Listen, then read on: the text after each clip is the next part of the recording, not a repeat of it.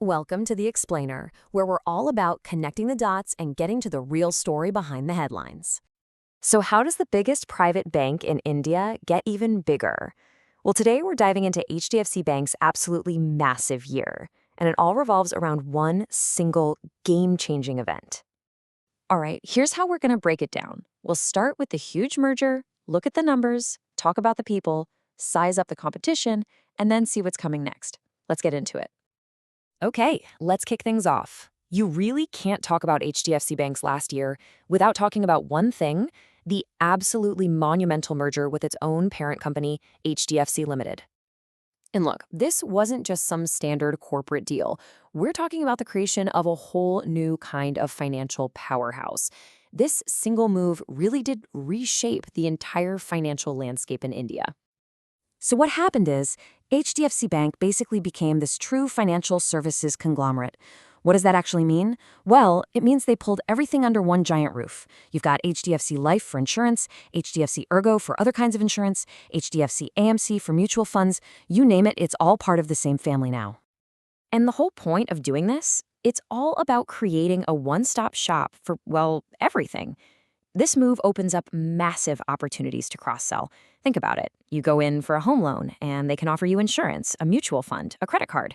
Suddenly, the bank isn't just a bank. It's woven into every part of your financial life.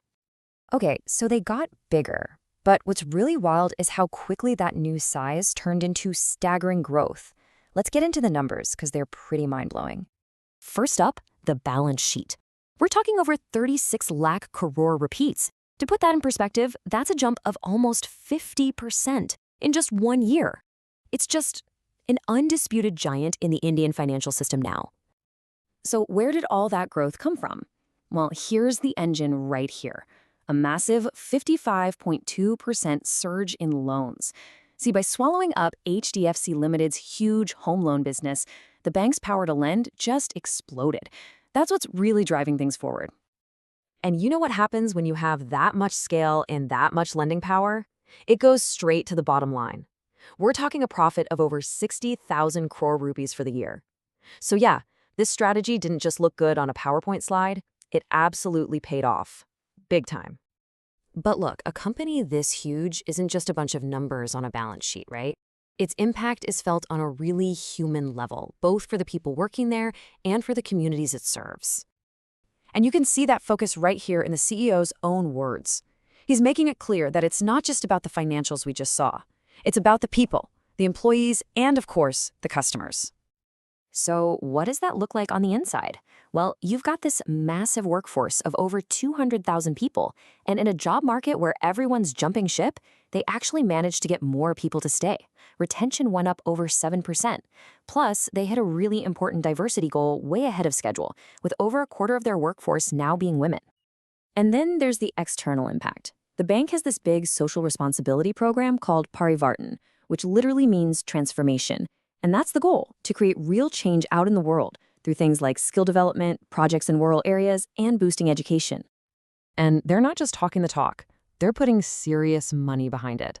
We're talking over 945 crore rupees just in the last financial year, all aimed at building what they call a more inclusive society.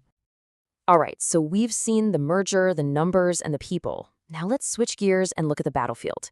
How does this new, bigger HDFC Bank stack up against the competition?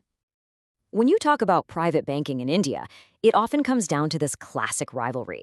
You've got HDFC Bank, now supercharged with that massive mortgage business, going head-to-head with its fiercest competitor, ICICI Bank, which is a powerhouse in its own right, especially in retail and digital. But hey, let's be clear, this isn't just a two-horse race. The field is absolutely crowded. You've got all these other major players, each one fighting for their piece of the pie in India's incredibly dynamic banking sector. So what's HDFC Bank's ace in the hole? A lot of it comes down to sheer physical presence. I mean, look at these numbers. With thousands of branches and over 20,000 ATMs spread across the country, their reach is just immense. That's a huge advantage when it comes to getting to customers. Okay, so they have immense power, but they're also in a really crowded fight. The big question is, what's the game plan? How do they plan to stay out in front of everyone else? It seems like their path forward is built on four big ideas. First, push deeper into rural India, where there's a ton of opportunity. Second, keep innovating on the digital front with things like their PayZap app. Third, they're not just aiming to grow, they want to grow faster than the entire market. And finally, they're looking long term with a serious commitment to sustainability, aiming to be carbon neutral by 2032. So, when you put it all together, after a year that completely transformed the company, HDFC Bank is bigger, more profitable, and more deeply connected to its customers than ever before. Which leaves us with one final, pretty big question. As they push into new markets and double down on digital, is their dominance now basically inevitable?